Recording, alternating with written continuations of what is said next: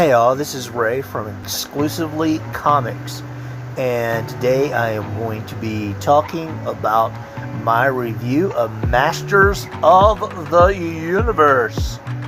And He-Man, of course, was one of my favorite cartoons growing up, and also I want to admit that as an adult I still watch a little bit of the classic He-Man and Skeletor, and I really miss that series. And I think one of the most underrated movies was the one movie that got made with Dolph Lundgren. I guess that's how I'll have to get how you pronounce his name, as He-Man and Masters of the Universe, and was actually a pretty good movie. And you know what, I'm going to review that one of these days. But I want to review this series. Now, I admit that one of the things that caused me to tune into this series, one was that Kevin Smith was writing it, and he is one of my favorite writers all the way back to Clerks. And also another thing that really got me to be able to watch this series is all of the criticism that had been said about this series, according to all of the critics out there, just like the same critics that criticized the series of Loki and everything like that, all the toxicity that was out there. And I wanted to check this series out for myself. And I had watched one review out of all the reviewers really that was on YouTube that overviewed the series, and it was positive. And I said, hey, you know, I'm going to resubscribe to Netflix, and I'm going to check this out for myself. And really, I believe that even though it's just a short season, 5 episodes, that this is actually very well written. And if you come into this series thinking you're going to get the classic He-Man story, then, you know, you're not, because it's told from a different point of view. And you know what? That's really what writing is all about, is telling it from a different point of view. And so we begin the series with the power of Grayskull, and I'm not going to go over the details like a lot of people are putting a lot of spoilers out there about the series, but it's a little bit unfair, I think, for those that put their heart and their soul into this series. A little bit unfair to the actors and the writers, the producers, the illustrators, and the artists to go over every detail that's of the series. But, you know, we all know of the series starts out that He-Man dies. That's the big spoiler that was in there, and it sets about a chain of events, and we get the story of Eternia from really Teela's point of view. And, you know, there are so many criticisms out there, or there are so much negativity revolving around the character of Teela. And I mean, we meet Teela, and number one, you know, she's pretty well jacked. Like, she's been working out a little bit, pumping some iron.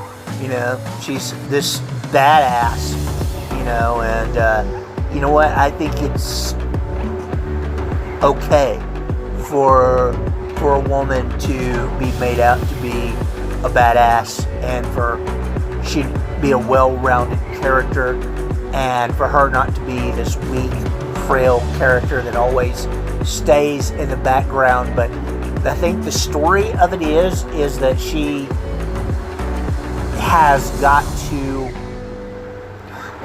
conquer her fears, and you know what, this is really well written, that especially for young women, I believe, that to face their fears and not to be afraid to succeed. And there really is a lot of deep messages in this. I know that so many people want to put so much emphasis over, well, you know, it always says that men are bad and all this stuff in this. You know, it's not what this series is about. I mean, there's good men that is written in this series. The original Man of Arms is very well written, very well rounded character, and he does a very good job. And then, you know, we have the dichotomy of Skeletor, and that is not really a mainstay of the entire 5 parts of the series, but really the focus comes back to him. And I think it's a question of good versus evil. It is a question of relationships and people trying to pave their own path and make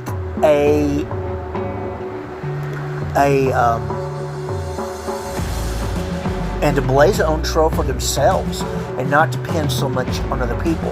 And I believe that it does tell a good story. Do I recommend this series? Absolutely. I recommend it for all children. I give the series, I mean, of course, it may not be all just a, you know, totally, you know, 5-star series. I would at least give it, I don't know, I would give it a 4-star, 4.5 stars. It tells a good story. I wished that, and I do hope that they bring back the character of Adam in some way. And I think that there was a lot of things that were told in the story that sends a very good message. And so this is my thoughts on Masters of the Universe. And it does relate to comics. I mean, it's not the classic story of Masters of the Universe. It's Masters of the Universe Revelation. And I think that it captures the essence of the classic series. And I know that there's probably a lot of criticism that's going to be against me being so pro, but good job, Kevin Smith, on writing this. Good job in capturing this character and capturing all the characters. Good job in making the little trolling character, I forget his name, sorry, you know, letting him have a heroic moment. And yeah, it was really a good little series, and I enjoyed it a lot. And I think that again, we see a series that people need to watch for themselves, and it's a series that sends a good message to young people. In this day and this hour, we have to realize, you know, we're not riding back in the 1980s. We're not riding back in the 1990s. This is a new age. This is a new culture. This is, you know, and said we're losing those classic characters and all this stuff. You know what? No, we're not. We're building upon them and bringing them forward and making them more real for today.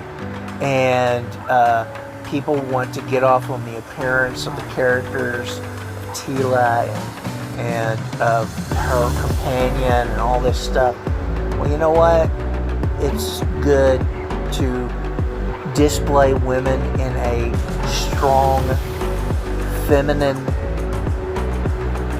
way where they're not sexualized. And that's the way that I look at this series, and don't buy into all the toxicity that's out there in criticism, and because a lot of the toxicity has caused people not to go watch this series. And no, it's like I said, it's not the classic series that we grew up with, but it's the classic series being brought into the modern age. And yeah, check it out. It's a good series. It's not very long, but I recommend that everybody watch it. I hope that you have a good day, good night whenever you're watching this, and that you enjoy this series. And remember, keep it exclusively comics. We'll talk to you again next time. Bye-bye.